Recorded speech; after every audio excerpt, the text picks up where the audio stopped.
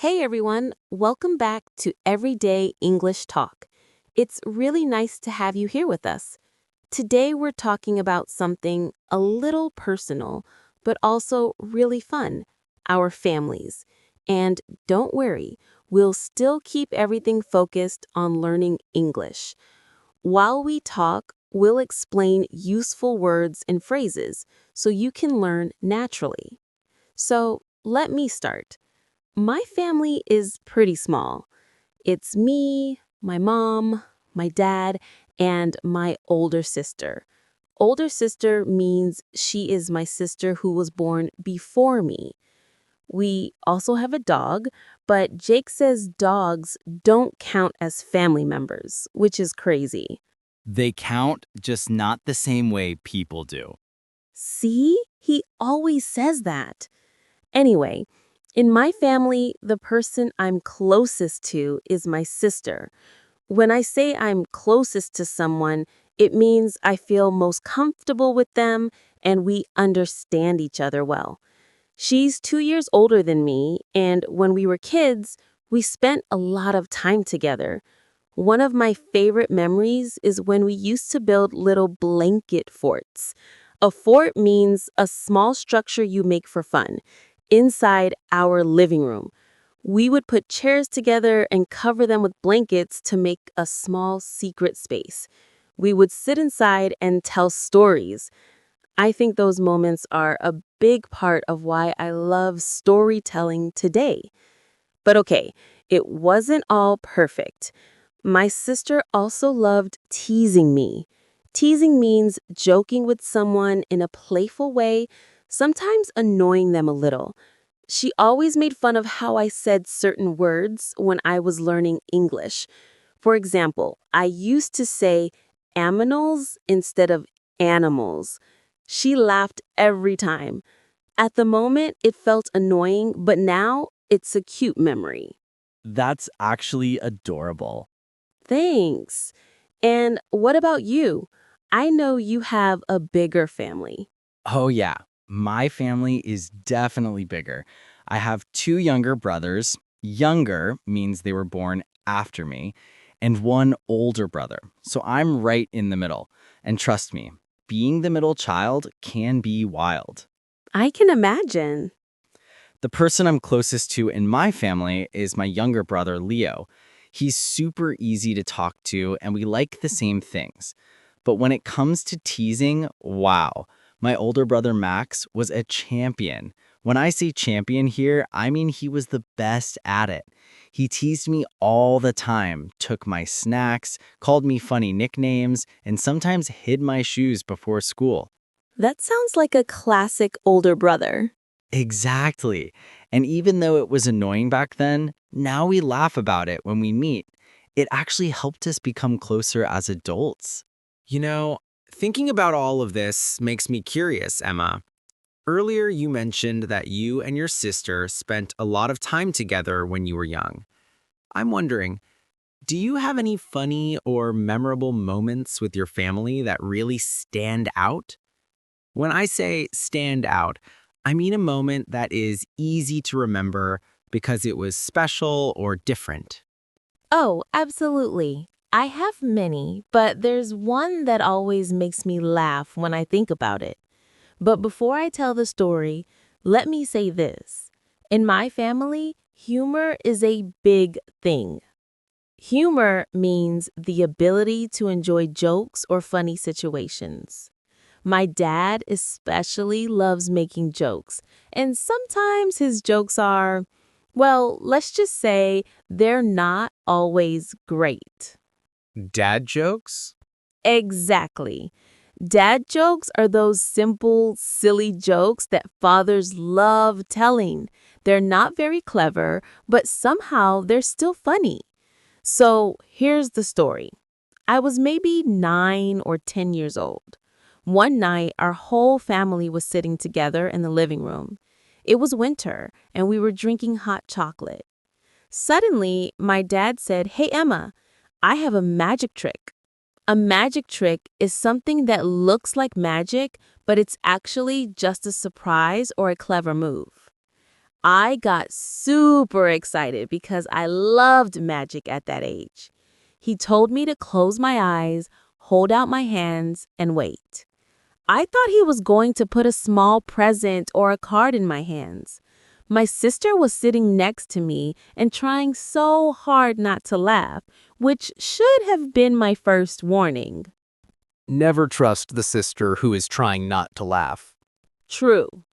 So I waited with my hands open, and then I felt something soft and warm. I opened my eyes and saw that he had put one of our dog's socks in my hands. Not a clean sock, a very used one. And the moment I opened my eyes, everyone burst out laughing. Burst out laughing means to suddenly start laughing very loudly. Oh no, that's terrible and hilarious at the same time. Exactly. I screamed for a second because I really didn't expect it, but then I started laughing too. I think what makes the memory special is how happy we all were in that moment. Even now, when we talk about it, my sister imitates my face. Imitate means copy, and we laugh all over again. That's a great story. I love how these small family moments stay with us for years. They also show how language is connected to memories. When you remember a moment, you also remember the words, the feelings, the sounds, everything. So true. And stories like these help learners practice new vocabulary in a natural way because they connect the words to emotions. Listening to your story actually reminded me of something from my own childhood. It's funny how one memory leads to another. And talking about these stories is a great way to practice English, because when you tell a story, you naturally use past tenses, descriptive words, and expressions that show emotion. So let me share a moment that always makes me smile. In my family, the person who created the funniest situations was my younger brother, Leo. He was the kind of kid who had way too much energy. When I say way too much, I mean he had more energy than he needed. Always running, climbing, jumping, doing something wild. I can totally picture that already. Yeah, he was basically a small tornado. One day, when I was around 12, our parents had guests coming over for dinner. My mom told all of us to behave. Behave means to act politely and not make trouble. She especially looked at Leo when she said it, which makes sense because he was usually the one causing chaos. Chaos means a situation that is messy and out of control. Everything was fine for maybe 10 minutes, just 10. Then, out of nowhere, Leo came running into the living room with a large bowl on his head like a helmet. A helmet is something you wear for protection, usually when riding a bike or doing sports. But this wasn't a helmet. It was the bowl that my mom had prepared for the salad. Oh no, please tell me the salad wasn't inside it yet. Thankfully, no. It was empty. But the problem was that the bowl got stuck on his head. Completely stuck. He tried to pull it off, but it wouldn't move. My mom gasped, my dad tried not to laugh, and the guests were trying to pretend everything was normal. Pretend means to act like something is true even when it's not. My dad finally helped him take it off by putting a little cooking oil around the edges. Leo looked embarrassed, which means he felt shy or uncomfortable, but only for a moment. Because after that, he proudly said, "See, I'm a genius." And everyone burst out laughing, even the guests. That is such a classic younger brother moment. I love it. Yeah, and the funny part is that Leo doesn't even remember it now, but the rest of us do. And we still talk about it when we're together. It's one of those memories that brings the family closer. Brings the family closer means it helps everyone feel connected. I like that. Stories like this show how families have their own little adventures, even inside the house. You know, Emma, talking about these memories really makes me think about how much our families shape who we are. When I say shape who we are, I mean they influence our personality, our habits, and sometimes even the way we communicate. It's interesting because when you learn English, you also learn how to express those personal stories in another language. And that's a very powerful skill, or you could even say a C1 level skill, because it helps you sound more confident and expressive. Absolutely. And telling these stories helps learners remember vocabulary better because the words are connected to feelings and images. Exactly. So, since we've been talking about our childhoods, there's another memory I want to share. It's not exactly funny, but it's meaningful and a little embarrassing.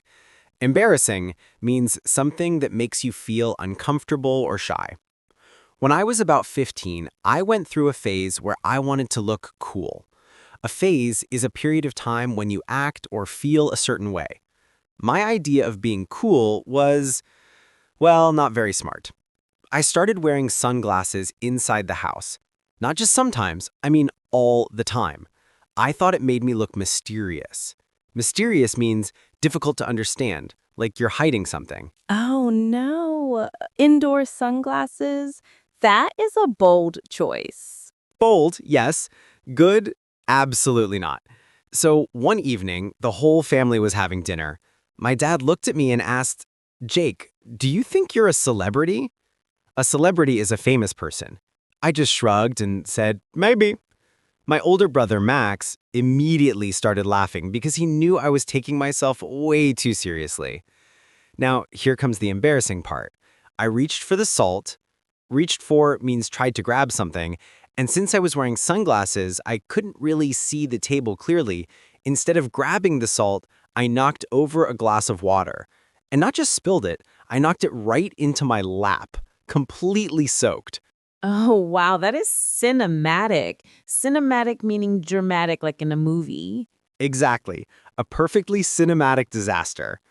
Everyone froze for a second, and then the whole table exploded with laughter. Even my dad, who usually tried to stay serious during dinner, couldn't stop laughing. So, did you finally stop with the sunglasses after that? Immediately. That moment was a turning point. Turning point is a C1 level phrase that means an important moment when things change.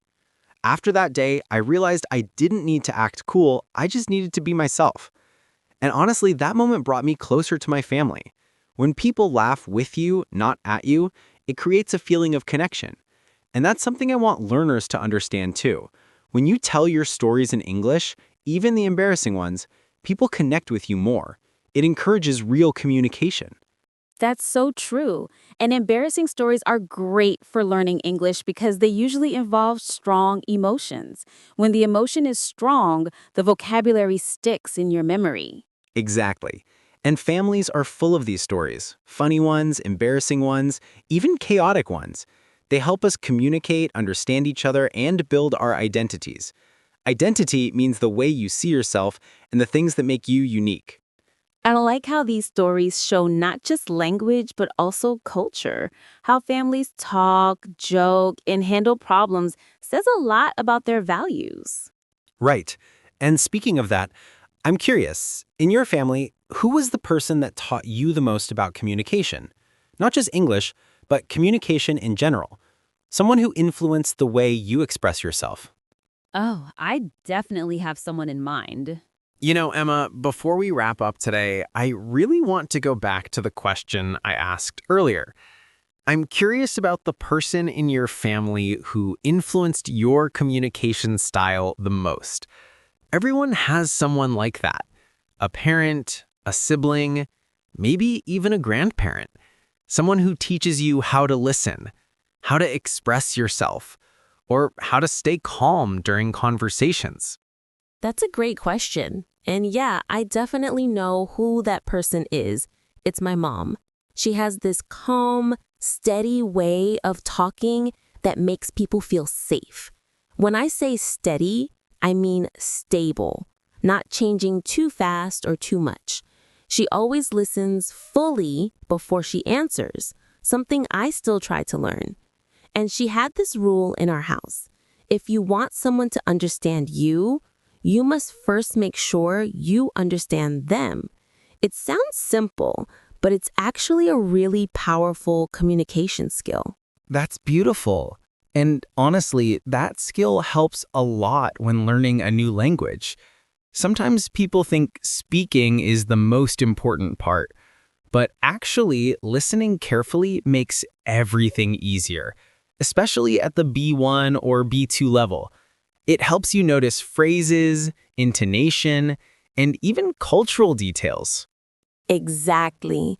And my mom also encouraged us to talk about our feelings clearly. She said vague words, vague means not clear, can create confusion.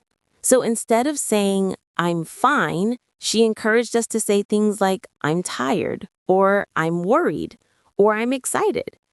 Naming your feeling helps the other person understand you better. That's really good advice. And I think our listeners can use that in English too. Even simple emotional vocabulary helps conversations feel more natural and real. Definitely.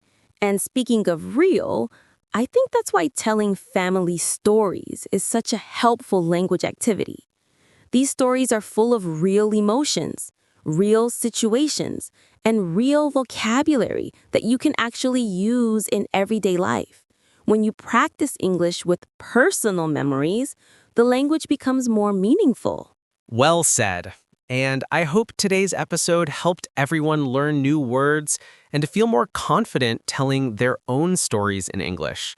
Thanks for spending time with us. It always means a lot. Yes, thank you all for being here with us today. We love sharing these moments with you, and we hope they inspire you to talk about your own family stories in English. And hey, if you enjoyed this conversation and want more friendly, simple English practice every week, make sure to subscribe. It really helps us grow and stay connected with you.